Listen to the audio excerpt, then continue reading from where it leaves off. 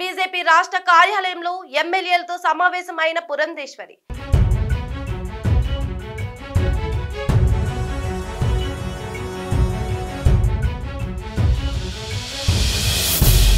శాసనసభ పక్ష నేత ఎంపికపై చర్చ అధిష్టానం ప్రకటనకు అందరూ కట్టుబడి ఉండాలని నిర్ణయం.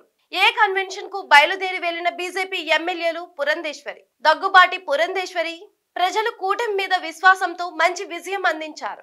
చక్కటి అనూహ్యమైనటువంటి విజయాన్ని అందించినందుకు ఎన్డీఏ కూటమి మీద విశ్వాసం నిలుపుతూ వారు అందించినటువంటి ఈ విజయానికి ఖచ్చితంగా ఎన్డీఏ కూటమి న్యాయం చేస్తుంది. అది ఈ భరోసా మేము ఖచ్చితంగా రాష్ట్ర ప్రజలకు ఇవ్వదలిచాము.